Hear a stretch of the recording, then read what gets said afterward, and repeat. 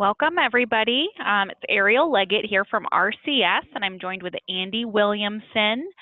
We are going to knock your socks off today with an amazing Counterpoint webinar. This is Top 25 Counterpoint Features, also known as 25 Things You Didn't Know Counterpoint Could Do. And I'll rephrase that to say 25 things you probably didn't know Counterpoint could do, because some of these things you may know about, but I learn something new every time I watch this presentation, and it's different every time. So it's about 4 minutes until we start the webinar. There's a Q&A section down at the bottom of your screen. If you have questions, go ahead and type your questions into the Q&A, and as we're going through the different features, we'll cherry pick some of those questions to answer and to step through. We may not get to all 25 features in this hour-long presentation, but we do have some material that we can send you with a list of all of the features that were to be covered. If you're interested in that, just let me know. We're gonna start promptly at 2 p.m. Eastern, so that's about 3 minutes away. We want to make sure we give Andee plenty of time to get through as many features as possible. Thanks, Ariel. Hey, everybody, this is Andee, and just excited to be able to talk to y'all about Counterpoint. And, you know, as Ariel said, put your questions in if you have them.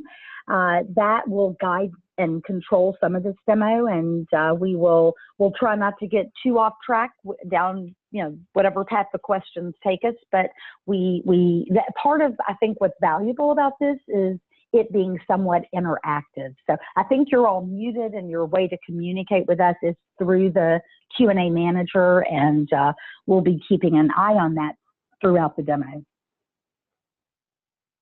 Absolutely.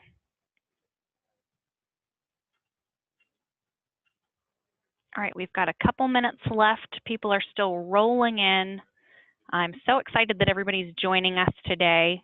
I'll go over my spiel again before we start the webinar for any new folks on how to use the Q&A and how this will flow.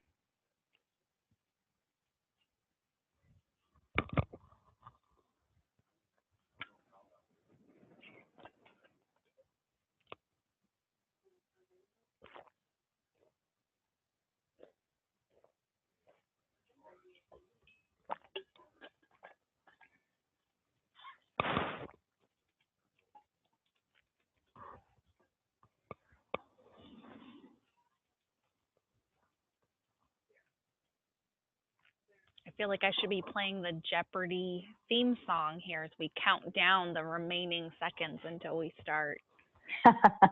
This is always the most awkward part of the demo. It's like, are we here to entertain you while we're leading up to the to the presentation, or not? I always want to unmute everyone and have a big group conversation, but it can turn into a fiasco. So I've been told not to do that.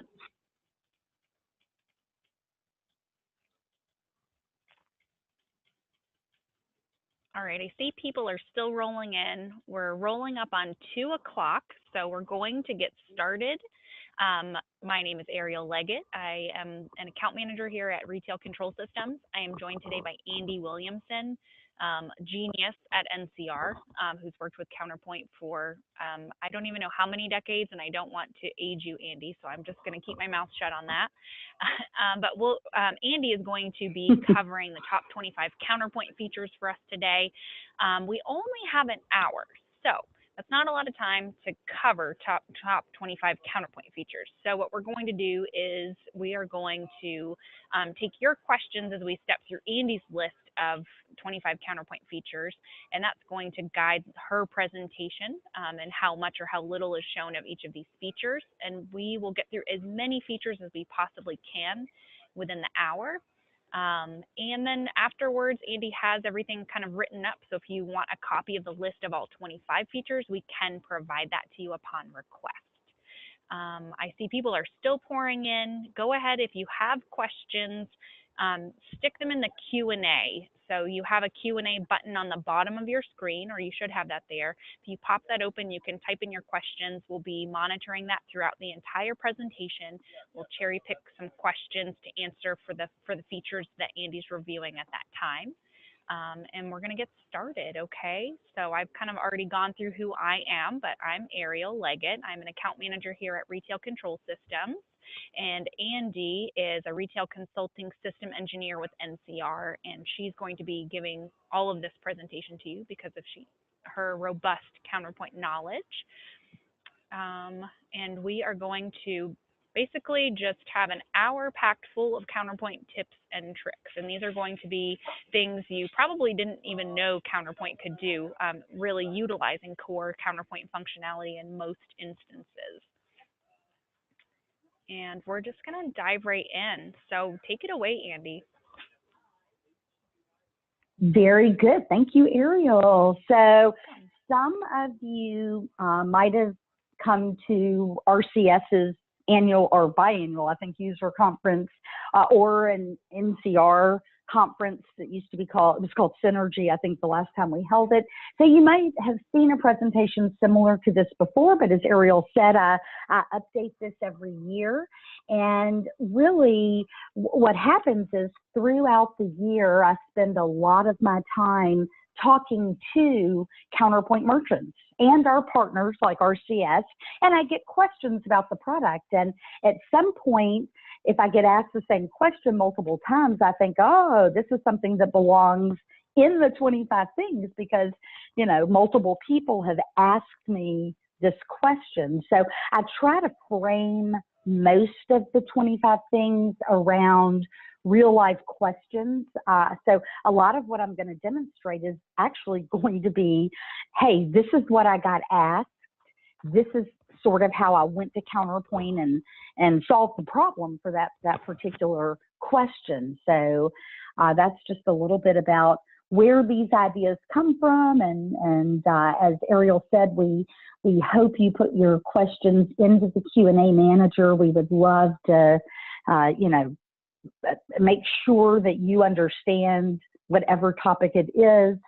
And I'm going to kind of bounce between my PowerPoint, which, as Ariel said, is available upon request, and the actual software, because to me, it's not worth it if I'm just doing a PowerPoint, you're not going to gain as much as if I'm showing the software. So, and I think we have plenty of topics to fill an hour.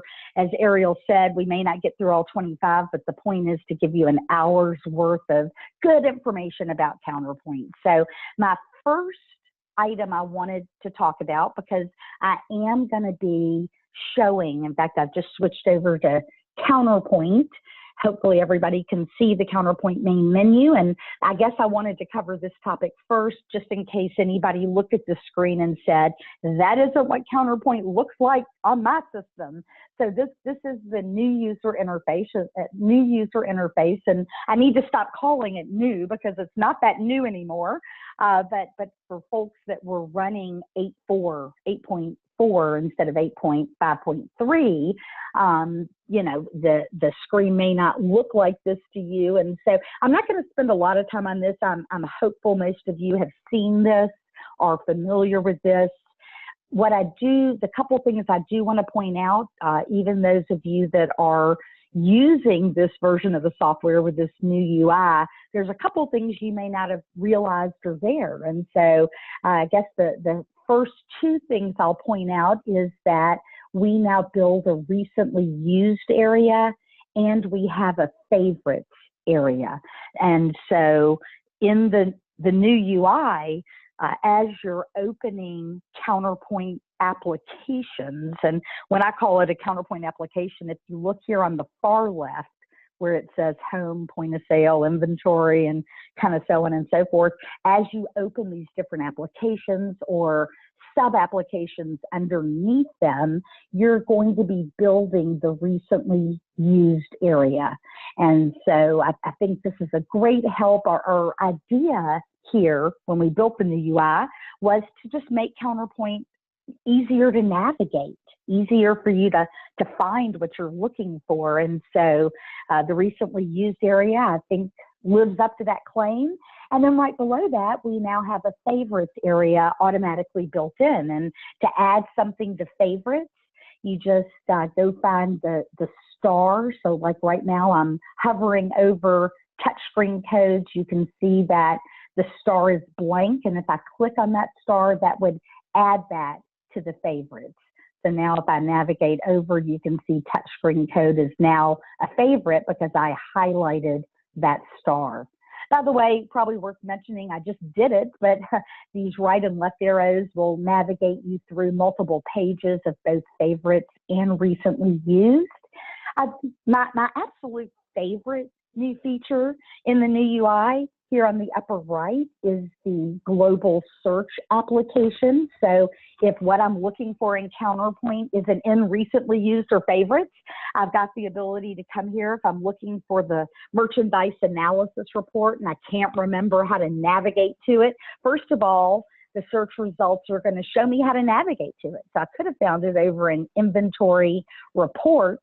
But even easier, if I want to launch the merchandise analysis, I just click on this button and that will launch the report. So really, if I'm looking for how to process gift cards or gift registry, again, I can use this global keyword search and it's going to look through all the applications and then give me search results that allow me to then go select the application I want to use. By far my favorite feature. And the only other two things I want to point out, if I select to launch the point of sale touch screen, once I'm in the point of sale screen, and this is just one example, this hopefully doesn't look too different than what you have today. We did try to modernize the button look, and we've gone with flat white icons on these to make it just look a little more modern, but really by and large, this screen should be very much what you're used to. But a couple of things we changed is if I want to go to the customers and not use a walk-in customer, I no longer have to click a button. I can just click right in to the customer field to open up the inner customer dialogue. And the same thing goes on sales rep. So I can just click right into the sales rep field. What I've heard from a couple of the Counterpoint merchants out there is that now that we allow you just to click right into the field on those, they're able to then reuse some of the button real estate. So, maybe customer and sales rep had taken up 2 spots on the main menu, and now there's something else you might want to put in those spots that maybe you didn't have room for before. So that is just a little bit about the new user interface.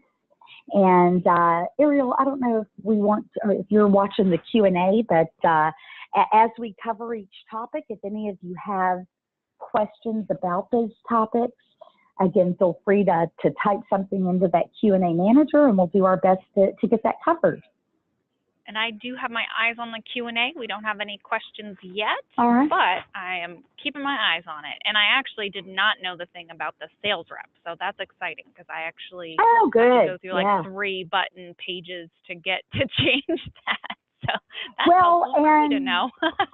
And just for everyone to know, I have been badgering our programmers about giving us that ability to click into more fields in the point of sale screen. The quantity field is one I would love to see. Mm-hmm. If we could just click right on that quantity field and type in that they're getting 6 of these instead of having to hit the button to do that. So anyway, questions are welcome in the Q&A manager as well as feature requests. So if there is something we could do better or further enhance, I'd love to take that back to development. So feel free to put those feature requests in as well as any questions.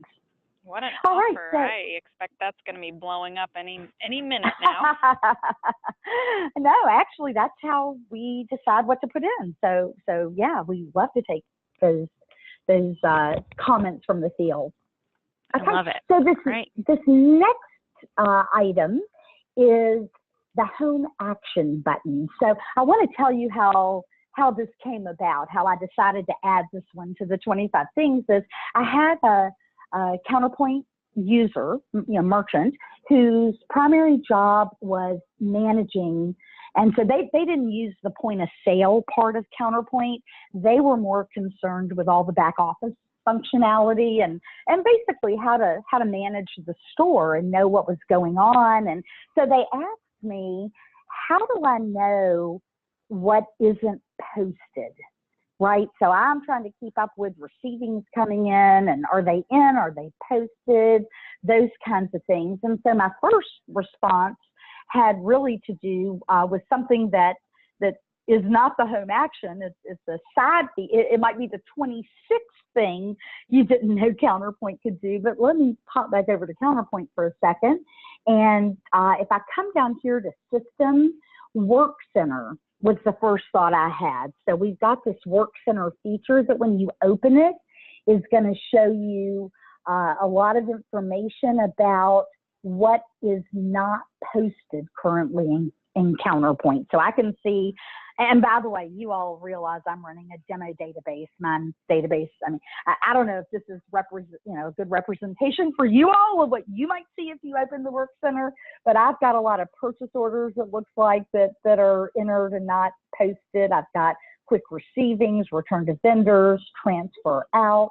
And so this was great. They were like, oh, I didn't realize the Work Center was there.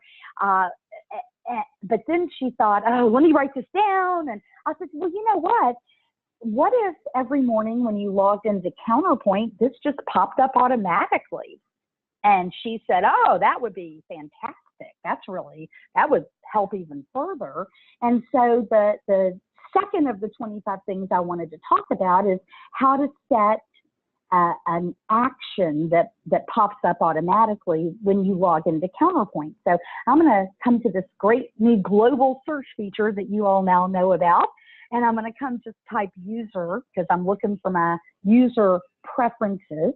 I'm going to select my user preferences, and I'm logged in today as user MGR, good old Bob Smith, who's the manager. And you can see that there are 3 tabs here in the user preference area. Right now, I'm on the main tab. My home action is set to Work Center, and I've set to start it up when I log in. And so, actually, I didn't test this earlier, but let me try to launch a new version of Counterpoint. I think I'm able to do that. Hopefully I don't mess everything up. By the way, this is a new feature in the new UIs. You can have a splash screen that's more appropriate maybe to your particular vertical. Those of you listening today that are liquor stores or wine shops, I've set mine up to automatically show the liquor store splash screen there. You can put your own logos here when you're logging in. So those are some other new things with the new UI that I think are nice, but you can't see my hands right now, but I promise you I have not hit the button to open the Work Center. It's that magical feature I just showed, which is I said, hey, I want to start the Work Center automatically when I log into Counterpoint. So you were able to see here how I set that up. Now, by the way, I'm going to click this home action drop box because, you may not want the Work Center, but you might want to always activate the drawer if you're a point of sale person, or run the aging report automatically, or as I kind of click through this drop list here, if there's something that when you log into Counterpoint or one of your managers logs into Counterpoint that you want to make sure launches automatically, again, what you really need to do is come here to the user preference area and, sorry about that. And probably because I opened multiple instances of Counterpoint, I've confused it. And so, yeah, so you're able to do that. Andee, there is a question in the Q&A, and I think from our discussion, you were planning on covering something like this in one of your features, but the question is from Miller. Is there an intraday sales reporting capability that a manager can see on their mobile device? and I know that you're going to cover something like that. Yeah, actually I do. I mean, I'll give you a little sneak peek and by the way, I was just going to talk about it, which I can do now. And when we get to it, we'll just skip right over it. But okay. Smart Alerts is one of the applications. And let me pause for just a moment and say, what I hope is that almost all of the 25 things I'm going to talk about today, or however many I get through, these are things that in theory are just part of your system. You're not paying us anything extra to get them. And that's what I want to give you, is good value on how to best use what you have today. However, I do think Smart Alerts is a fantastic add-on. It's not super expensive. I think it's under $25 a month for one store, and then a small, like $11 a month for each extra store. And there are about 30 different alerts you can set up. One of them is a flash sales report. And so that can be set up to be automatically texted or emailed. And so that is something somebody could look at their phone. It's been designed to, so the form factor is such that it's going to be readable on the phone. It's going to have very limited information, because we have to take the real estate that a phone has and make sure we're displaying everything in a way that it can be seen. So I do think that is a great answer to that particular question, and just put any follow-up questions in that you have. Ariel, anything else before I move on to the next topic? I was muted. That was the only question we've had so far in the Q&A. Okay. Still waiting Fantastic. for those new feature requests to come in, guys. So get busy typing. Oh, and that, yeah. Hey, they're probably just all concentrating on what can I learn right now. That's but right. The offer that's still a good thing to stands. focus on. Yep. All right. So the next item that I wanted to talk about is specifically pop-up notes in purchasing. Now, I want to, before I move on to the specifics of this one, I wanted at a high level just to let you know that Counterpoint has pop-up notes all over the place. So we've got them on items, we've got them on vendors, we've got them on customers. You can have a pop-up note. These, I hope everybody is utilizing that feature. You know, pop-up notes on items and customers, I see all the time. I don't know that pop-up notes in purchasing are used as often, or that as many people are aware that we have them specific to purchasing as well. So I wanted to give you the scenario on this one. This was actually one of our customers who sells perfume. And when their buyers order the perfume from the manufacturer or the vendors they're buying it from, they need to order the tester of the perfume that they're going to put out for customers to be able to try it. So that's a no charge item from the vendor, but they have to remember to put that on the PO. And the customer was telling me that quite often the buyers would forget to order the tester for the perfume. And so this is kind of the scenario we went through. This was a great solution for them, and I wanted to share that with everybody. So let me pop over back to Counterpoint, and let's go to Setup, Purchasing, Control. So here on the main tab, again, there are multiple tabs here in the control file. Here on the main tab, down in this kind of bottom to middle area, you're able now to see what note ID you want to use so that it pops up automatically in purchasing.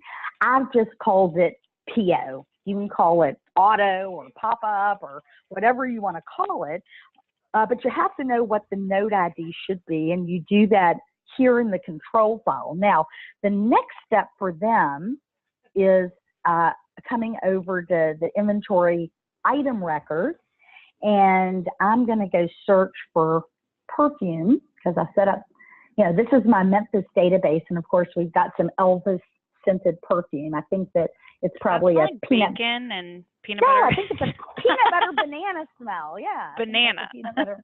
Yeah, peanut butter. He loved fried peanut butter and banana sandwiches. But anyway, so yeah, so this is one example. Now, here up at the top is the toolbar. And if I come over to this item notes area, first of all, because the piece of paper it's showing here on the toolbar has lines on it, that lets me know I do have notes on file. Otherwise, that piece of paper would be blank, which would mean I'd have no notes on file. So I've now opened the item notes area. I can use my next button, and here's my example. Now, if I wanted other notes on file, I could have other notes on file for this item. But notice that the note ID is PO because that's what we just saw in the control file. And so that's telling it that, hey, this is the one I want to pop up in purchasing. So if you had a different note ID you wanted to pop up at point of sale for selling, again, you would just give it a different note ID and store that that's over in the point of sale control file where you're able to set what notes pop up for items and customers. But since we're focusing on purchase order, I'll kind of run this through the scenario. And so now that we've set those things up, when I come in to purchasing, I'll come in and start a new purchase request. And I'm just going to come right over to the lines tab. I'm going to go find my perfume, Elvis scented perfume, and voila, there is the note. So we're trying to help the buyer remember to do something. And so we have an item specific note that pops up. And again, for that particular customer in that scenario, that did what they needed. All right. That is my pop-up notes in purchasing. Again, hopefully that was some new and exciting information. Hopefully you already knew about customer and item notes, but any questions? No questions yet. Not as they relate to that. Nope, that's fantastic. All right, let's move on to the min-max report.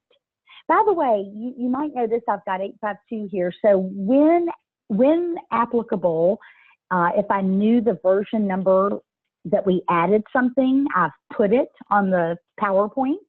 So that might help you when you're back in your office trying to, see if you can use any of these features. If there is no version number, that means I believe it's probably been in the software all along. You probably have a version of it on your system. But this particular report was added in version 8.5.2. And here's the short version of the value I think this report gives is it can actually update your min-max fields. And my hope is everyone on the call already understands what min and max fields are. And but at a high level, Counterpoint lets you set the minimum quantity on hand you'd like to have for an item and the maximum quantity on hand you'd like to have for an item. You can set that for every item. It can be different at every location. And then when you're using features like purchasing advice, you can tell Counterpoint you want to see what you need to reorder, for example, based on the min and max levels.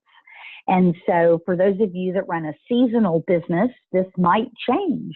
If you're selling rain boots and the rainy season is over, you may not, your min-max levels you're going to want to easily change them. And before we added this report, you had to go in and manually change them for every item at every location.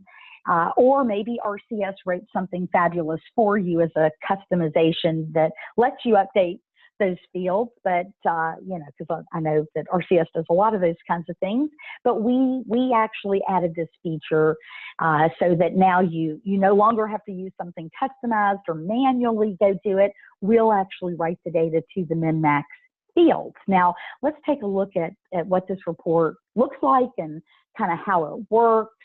So I am going to come back over to Counterpoint.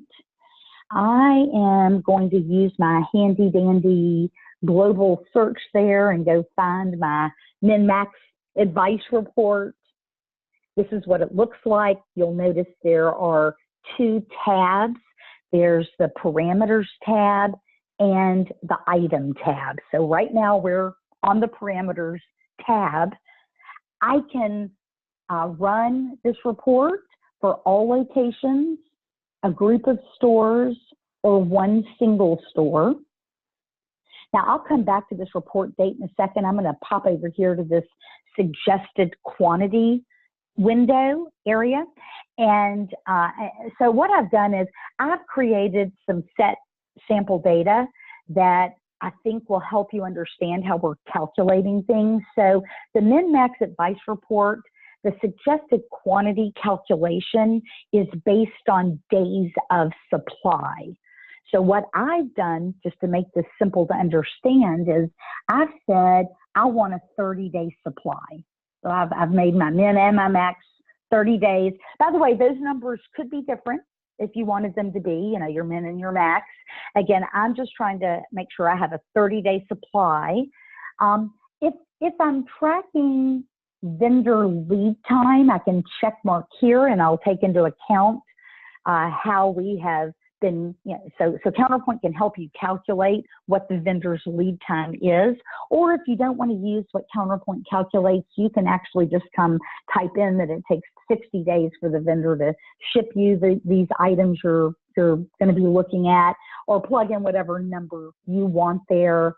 Again, or check mark or uncheck mark to use what Counterpoint has calculated as the vendor's lead time. Now, coming back to this report date, again, I wanted set data so I could show a report that helped you understand how we're doing the calculation. So I know that my sales time period for last year will do that for me. That's why I've set my starting and ending date to last year. Now, again, you can plug in whatever date range is appropriate. If you're a lawn and garden center and, you know, we're long past the time you would have ordered your Christmas trees, but when it was time for you to order your Christmas trees a few months ago, you might have wanted to say, hey, I only want a 30-day supply of Christmas trees. You know, let's look at this time period last year, you know, November 15th to December 30, you know, 25 or whatever your date range is. And it would look at the rate of sales during that time period and figure out how many you need to last, in my example, 30 days. All right, let's take a look at this other tab, the item tab. So it's what you're familiar with throughout Counterpoint. We give you a lot of different ways to filter the report. I've said just for my music category, and I changed my category to department. Somebody asked me this the other day. In fact, that might be the 27th thing you didn't know Counterpoint could do is in the data dictionary. If you like the word department better than category, it's a pretty simple change to go in and do that. But again, just to make sure everybody is looking at something that's similar to what they have, I thought I'd explain why mine said department.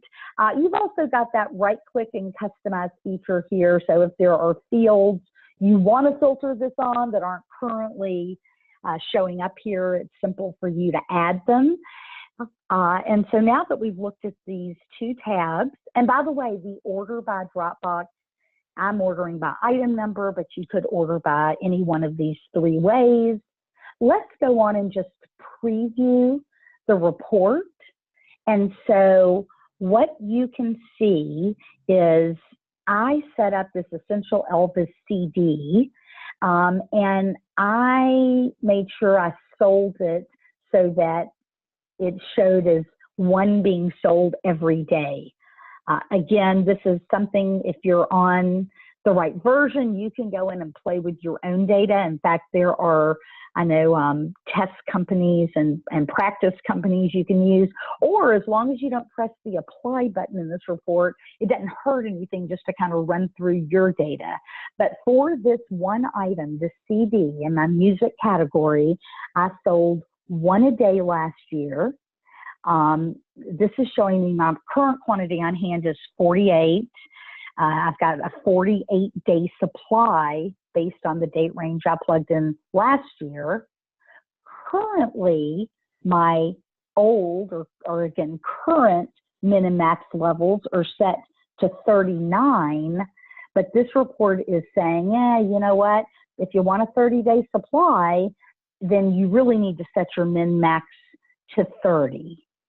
So hopefully I made that math easy enough so everybody could understand how we're calculating these numbers. Now, once they've been calculated, again, as I mentioned, you probably, if you're just playing around with the system, don't press the apply button. But to me, that's the best feature of this min-max advice report, is that when you're ready, once the preview shows you what the data, looks like, you would press the apply button. I believe it's going to confirm, do you really want to do this? And then you say yes, and that would then write the data directly to the min-max fields in the item location records. So I think this is a great new feature.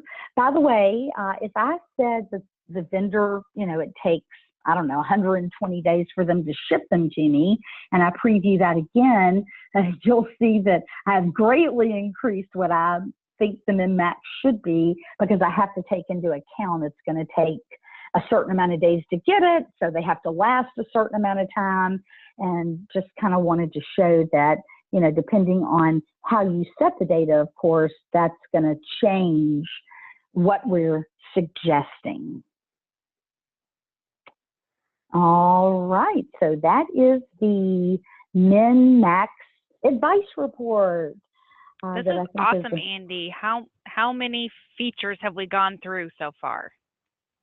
Oh gosh, 3 or 4 maybe? 3 or 4. Okay, so we're about halfway through our time.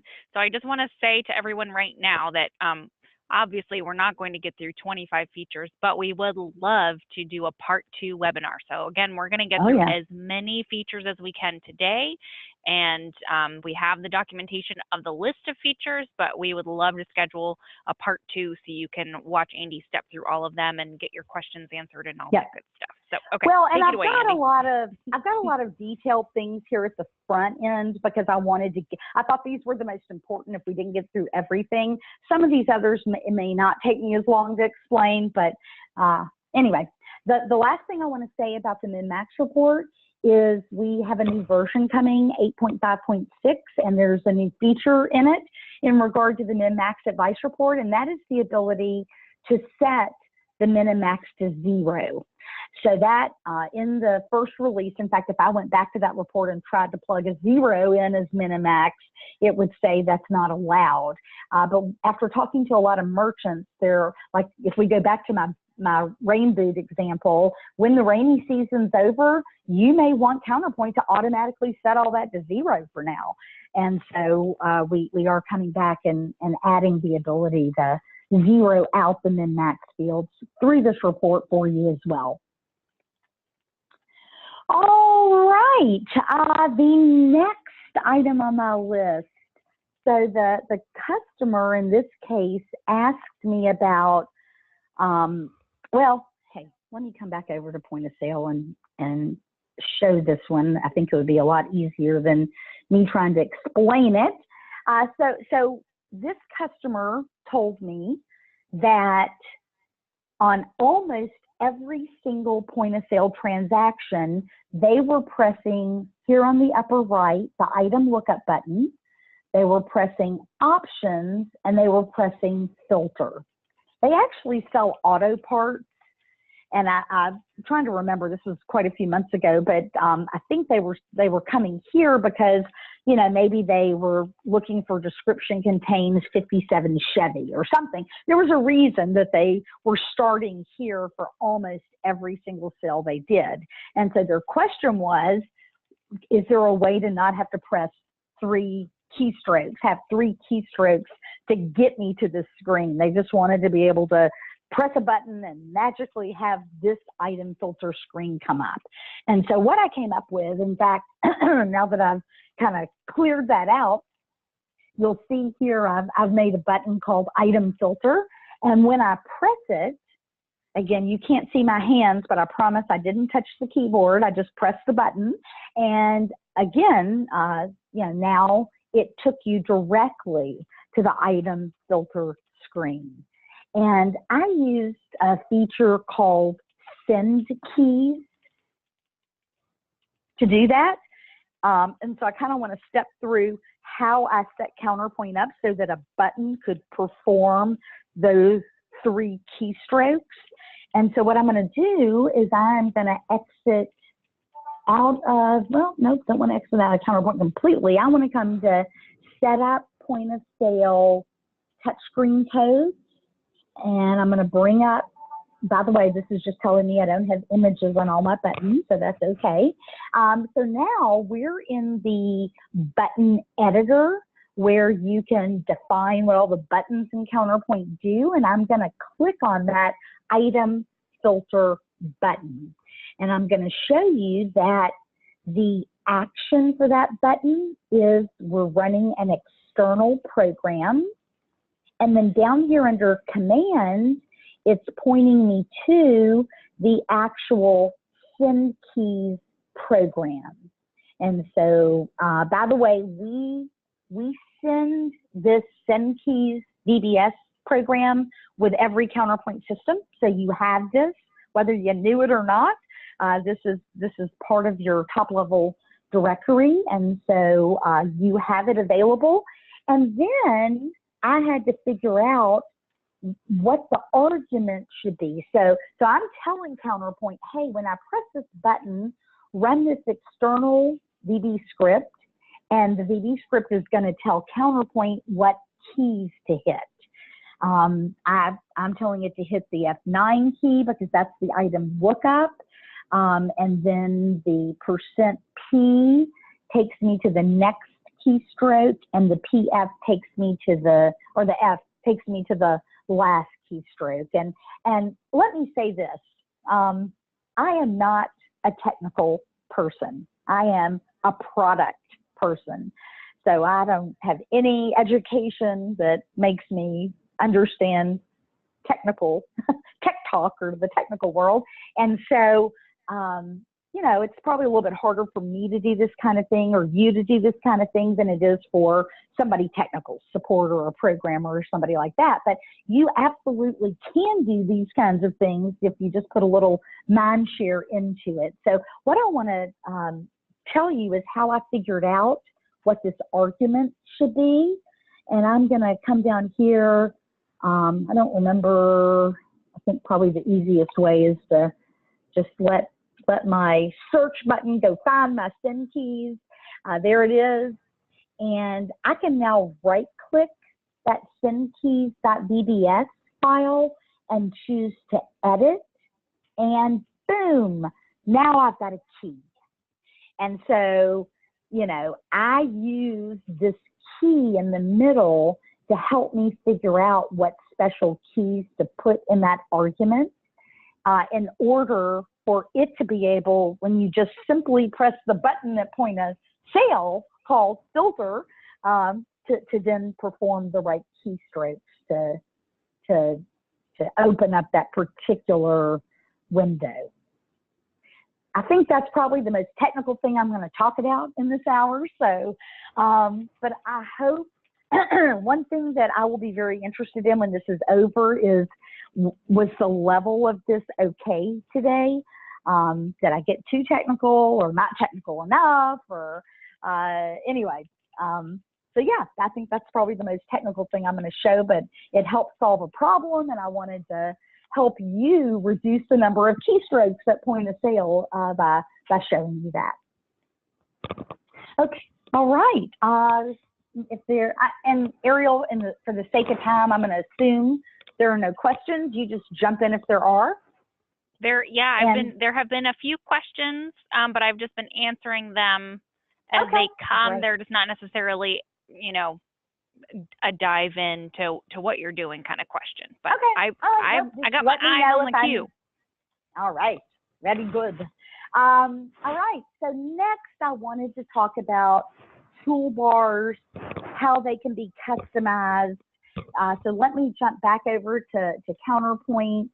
I'm just going to come to inventory items, but anywhere you are in Counterpoint, it's very possible that here at the top of the form, you're going to see a toolbar, like I'm showing here with this one.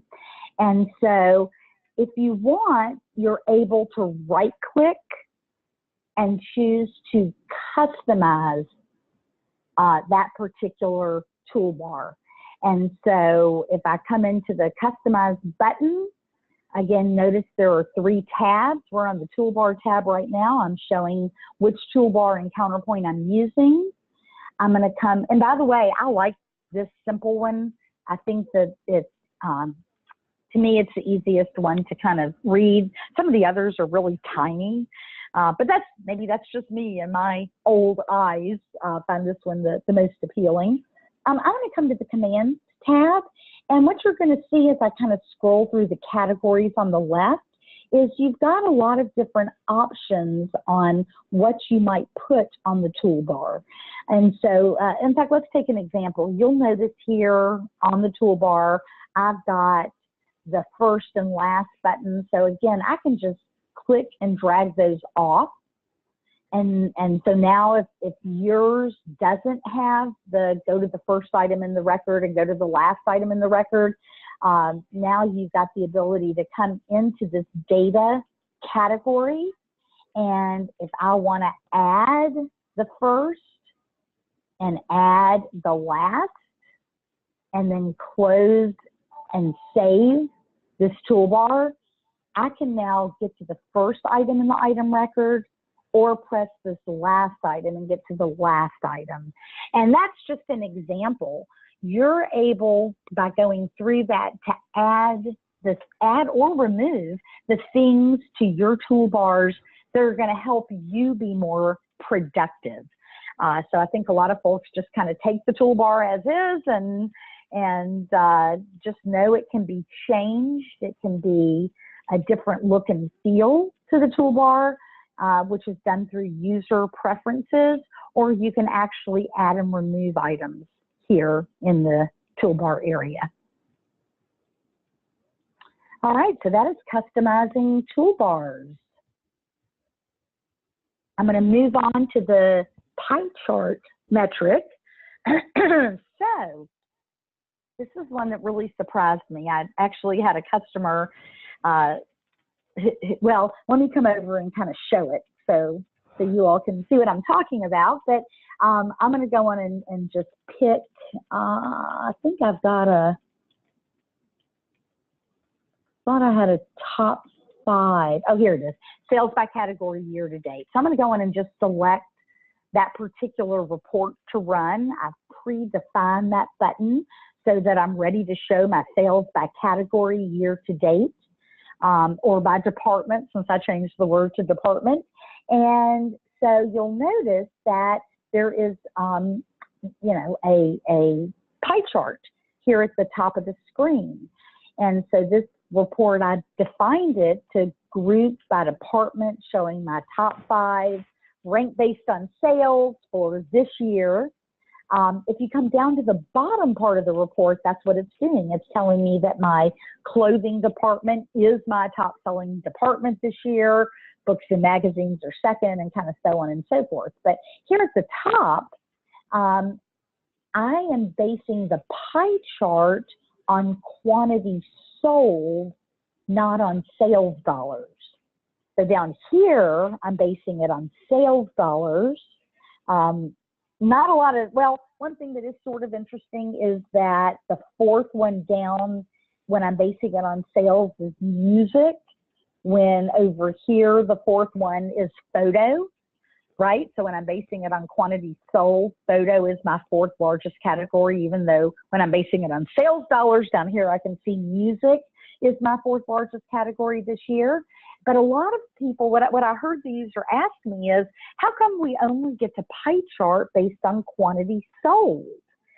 And I said, oh, well, no, you can pie chart on other things. And so the way you do that, I'm going to close that report.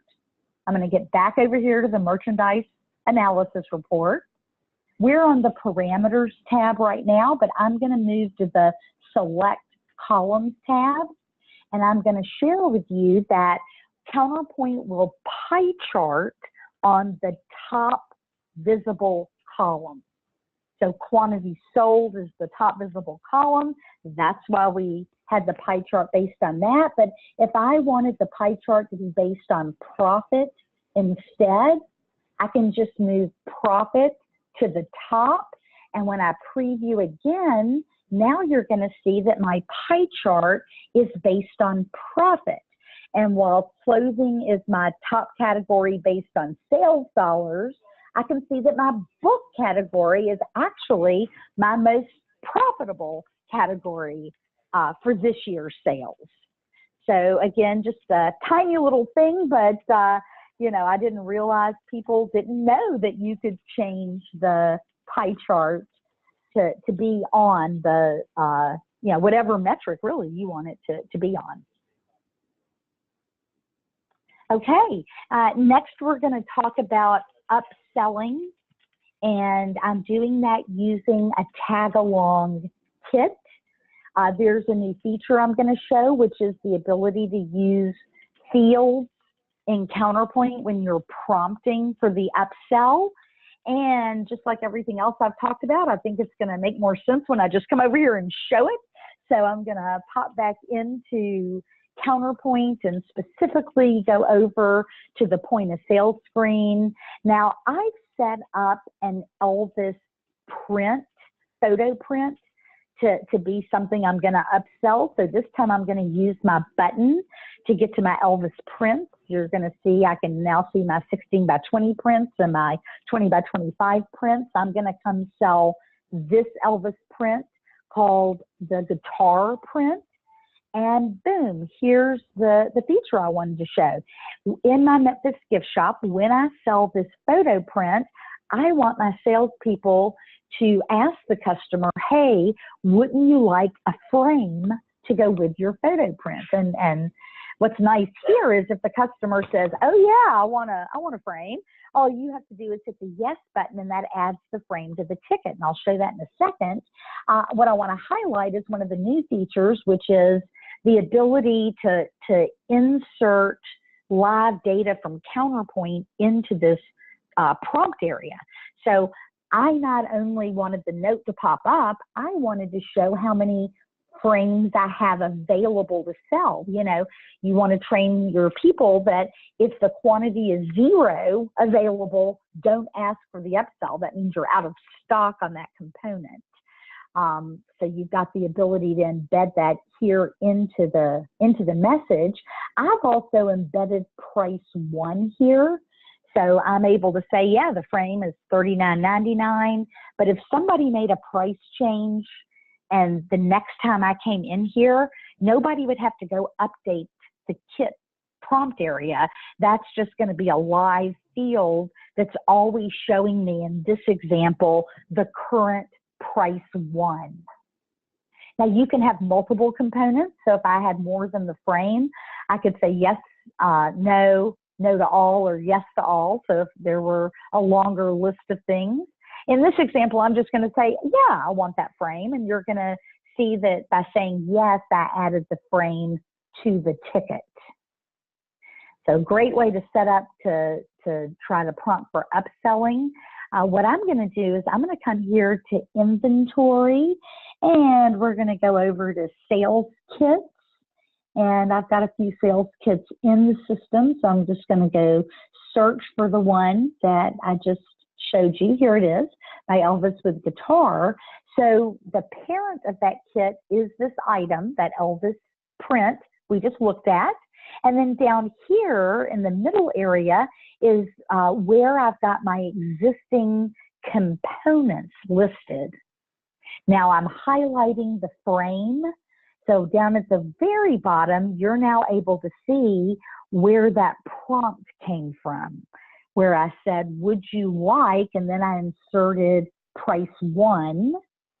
So that $39.99 frame with your photo. And then here I'm saying there are, and I inserted the quantity available field so that I could always see how many were actually available. So the ability to insert these fields into the prompt. That's a fairly new feature. It was in, I think, 2 versions ago. And so, yeah, just something new to be aware of that you're able to do. All right. We shall move on. And so, yeah, I'm getting through some of these a lot faster now, right? So the group tag-along kit, while we're on the topic of kits, I wanted to talk a little bit more. So the one we just looked at that was also a tag-along kit, but we added a whole new type of kit. It's called a group tag-along kit. And let's just go over to point of sale, where I think I'll be able to kind of talk through this and help you understand the difference in a regular tag-along kit and a group tag-along kit. And so I'm going to press the home button here at the top of the screen. That's going to bring me back to my main page of buttons. And I am going to sell this bottle of water. So this is set up as an alternate unit. I can sell a bottle of water or a whole case of water, but I'm just going to sell a bottle of water. And what you're going to see is that this is an example of a group tag-along kit. Now, the 2 items right above, this was a regular tag-along kit. So when I sold the frame, I said, when I sold the photo print, would you like the frame to go with it? I said, yes, that added that component to the ticket. But if later, before the sale was done, the customer said, you know what, I decided I don't want that frame. As long as somebody had permission to void the frame from the ticket, I could actually take that component off the ticket. And that's the main difference in a tag-along and a group tag-along. So my water bottle is a group tag-along, where the bottle deposit was tagged along with the water bottle. But if the customer said, you know what, I don't want to pay that bottle deposit, if you tried to void that line, then it's going to void the whole thing, because you set that up as a group tag-along kit. And to us, that means that any of the components that are under it have to stay with that parent. You can't take one off and, and leave the parent of the item on there. And so hopefully that was a decent way to try to explain that feature. And that's a little bit more about kits. In that example, that is a group tag-along kit. All right. Andee. Yeah. Sorry to interject. We do have a question about reports, and this kind of ties back to the smart alerts or the sales reports. So we have a customer here that's using smart alerts, but sending each store sales. They have multiple locations, but the management team wants to see all store sales on one report, like a flash sales report, each night at a specific time. I thought there was an option for that in smart alerts. I think that it is per store. And now I'm just trying to think through this. If you're saying that the hub store, which might have collected all the data, there might be a way. Well, it's not like multi-site. It's a single site WAN, but they have multiple locations. No, and I get that, okay. But I'm just thinking, Gotcha. and I could be wrong, but I tell you what, Ariel, let you and I follow up on this one. I'm just wondering though, if and I use the term multi-site loosely because it is a wide area network, but do we have all that data in a store somewhere at the top level? So right now, you're right, every store is going to get their store's information. There has to be some consolidated view somewhere. And let me also mention this, Ariel, I hope this is okay, but RCS has a customization, I believe, that allows you to schedule just about any report to be texted or emailed. So if there is an overall report y'all look at that isn't this one smart alert report, there might be a way to get that sent by text or email using the customization that RCS has. But I will take that as an action to figure out, is there a way to set up a store that's a consolidated view, and then you would just have to enable that store and to text it to everybody. But I'm not completely sure. I'll have to play around with it a little bit. Great. All right. Thank you, Andee. Other questions before I move on? There are not other questions. Keep trucking, girl. We've got 4 minutes, so. Oh, wow. Okay. Menu codes. So this is one, in fact, let me pop back over to Counterpoint for just a minute, and I'll give you the quick scenario because I think that helps. But, and I've already changed this one. So here was the scenario.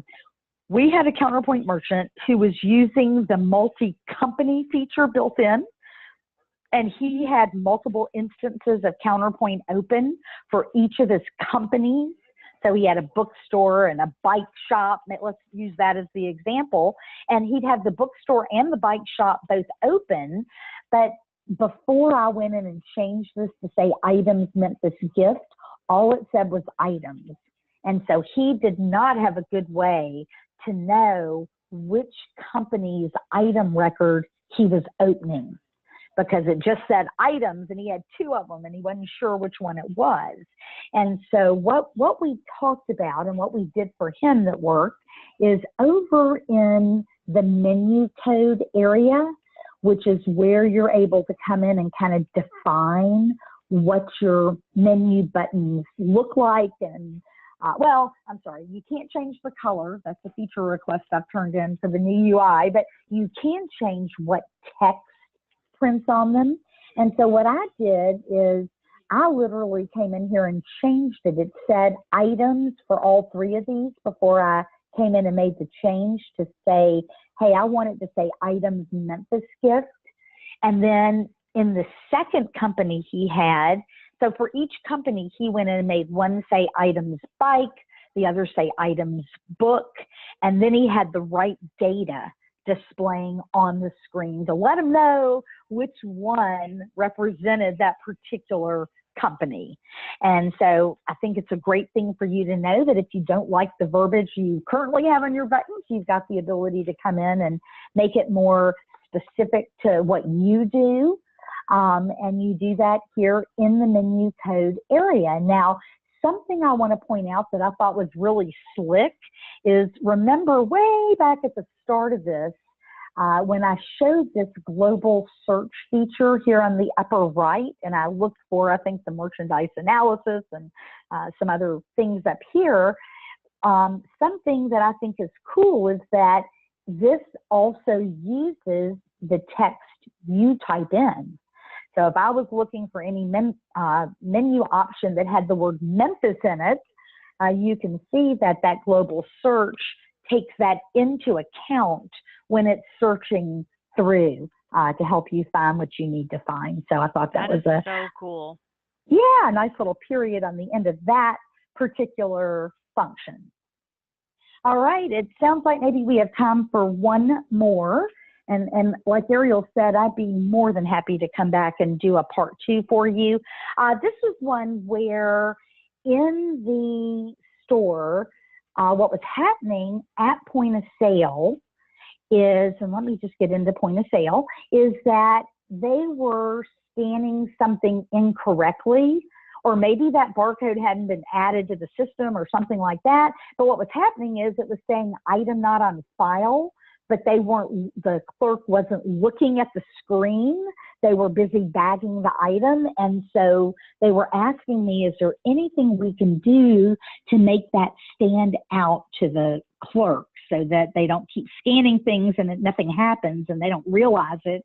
And so what I came up with is changing the Windows sound.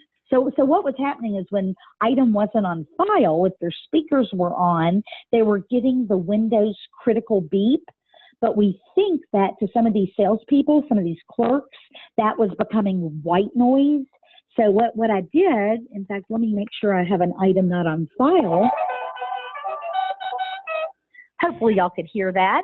But I set the Windows critical beep to play Dixie. Or I just wanted something loud and obnoxious because I didn't want it to be white noise to them. I wanted them to hear that, you know, Dixie, or I don't know, whatever it is that you think would get their attention. Maybe it's your boss reporting, "You will be fired if you don't look at the screen." I don't know. Maybe you get a WAV file of that, and you know, as a way to give them a sound or something. So I don't think a lot of people realize that throughout Counterpoint, when you get sounds, Windows critical beep or other sounds, you've got the ability here under the control panel and the sound area.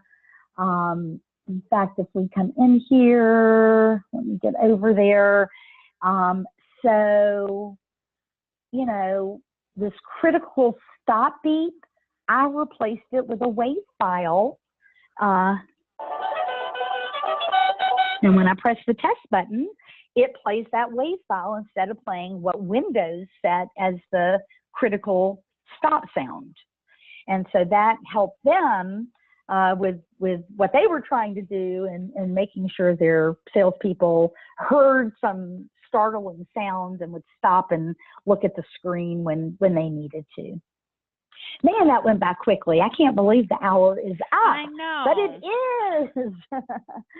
And so yeah, I want to thank everybody. I hope this was useful. And Ariel, any closing remarks from you? Yeah, so I just want to thank everybody for coming. If you have questions that we did not get to or promised to get you information after, or copies of Andee's presentation, or a link to the webinar recording, you will receive that via email from follow-up from either myself or from your account manager, which would be Patrick or Darlene.